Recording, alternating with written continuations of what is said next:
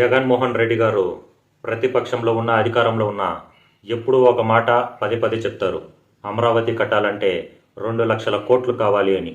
అంత డబ్బు మన దగ్గర లేదు. అసలు రాష్ట్రానికి రాజధాని ఎందుకు?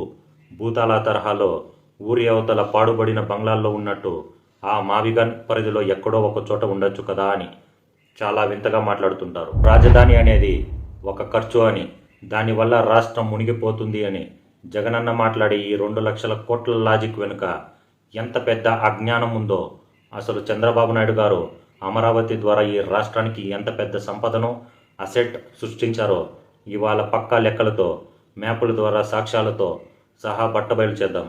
ఈ వీడియో పూర్తయ్యే వరకు Jagananna mind set, mind game ఏంటో మీకు అర్థమవుతుంది. ప్రజలారా, ఒక సాధారణ సామెత ఉంది. ఇవాళ ఇల్లు కట్టకపోతే రేపు ఇదే ఇల్లు కట్టడానికి డబల్ ఖర్చు అవుతుంది అని. జగనన్న అన్నట్టే కాసేపు వాదిద్దాం. చంద్రబాబు నాయుడు గారు అవినీతి చేశారు, బినామీలకు దోచిపెడుతున్నారు అనుకుందాం.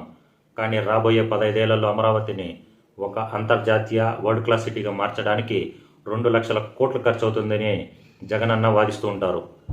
మరి ఇదే సిటీని, ఇదే ఇన్ఫ్రాస్ట్రక్చర్ను మరో 15 ఏళ్ల తర్వాత కట్టాలి అంటే ఎంత ఖర్చు అవుతుందో తెలుసా?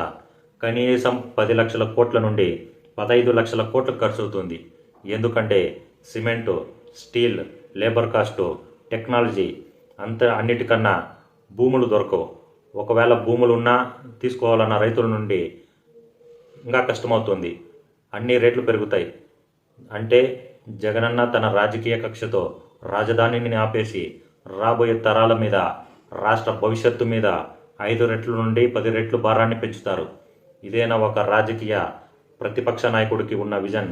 ఒక మాజీ ముఖ్యమంత్రికి ఉండాల్సిన విజన్?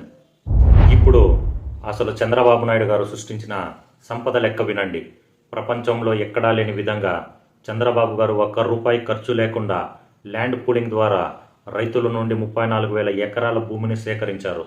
ఇందులో రాజధాని రైతులకు తిరిగి ఇచ్చేసిన ఫ్లాట్లు, రోడ్లు, పార్కులు, బిల్డింగ్లు, కంపెనీలకు కేటాయించిన స్థలాలు అన్ని పోగా అమరావతి రాజధానికి ఆంధ్రప్రదేశ్ ప్రభుత్వానికి సొంతంగా కనీసం 10,000 ఎకరాల ల్యాండ్ బ్యాంక్ మిగులుతుంది. ఒక్కసారి ఊహించండి, మరో 15 ఏళ్లలో అమరావతి గ్లోబల్ సిటీగా మారిన తరువాత అక్కడ ఎకరం భూమి కనీసం 10 కోట్లు పలకదా? చాలా ఈజీగా పలుకుతుంది. ఆ 10,000 ఎకరాల ప్రభుత్వ భూమిని ఎకరం 10 కోట్ల చొప్పున లెక్కేసిన కేవలం ఆ ల్యాండ్ అమ్మకం ద్వారానే ప్రభుత్వం ఖజానాకు 1,00,000 కోట్ల డైరెక్ట్ ఆదాయం వస్తుంది. ఇప్పుడు టోటల్ వేయండి. అమరావతి సిటీ బిల్డప్ వాల్యూ 10 లక్షల కోట్లు, ప్రభుత్వ ల్యాండ్ బ్యాంక్ వాల్యూ 1,00,000 కోటి, మొత్తం సంపద లెక్కగడితే 11 లక్షల కోట్లు అవుతుంది. ఇది చంద్రబాబు గారు ఆంధ్రప్రదేశ్ రాష్ట్రానికి సృష్టించి ఇచ్చిన సంపద. ఆ రాజధాని అంటే ఖర్చు కాదు, అది రాష్ట్రానికి రూపాయి కూడబెట్టే ఒక అద్భుతమైన ఎకనామిక్ ఇంజన్. కానీ జగనన్న ఐడియా ఎలా ఉందో తెలుసా? సామెత గుర్తుందిగా, కుక్క తోక పట్టుకొని గోదావరి ఈదనట్టు ఉంది. రాజధాని వద్దు, ఆల్రెడీ డెవలప్ అయిపోయిన విజయవాడ, గుంటూరు, మచిలీపట్నం కలిపేసి నేను మావిగన్ డెవలప్ చేస్తానని కొత్త నాటకం ఆడుతున్నారు. అసలు గుంటూరు నుండి మచిలీపట్నం వెళ్ళడానికి గూగుల్ మ్యాప్స్లో 2 గంటల సమయం పడుతుంది. ఇంత దూరంలో ఉన్న ఆల్రెడీ డెవలప్ అయిపోయిన సిటీలను కలిపి ఈయన కొత్తగా చేసే డెవలప్మెంట్ ఏముంది? ఎవరికైనా ఇల్లు కడితే దాన్ని సున్నాలు వేసి నేనే ఇల్లు కట్టా అని బోర్డు తగిలించుకునే రకం మన జగనన్న. చివరిగా ఆంధ్రప్రదేశ్ ప్రజలారా, ఒక్కటి ఆలోచించండి.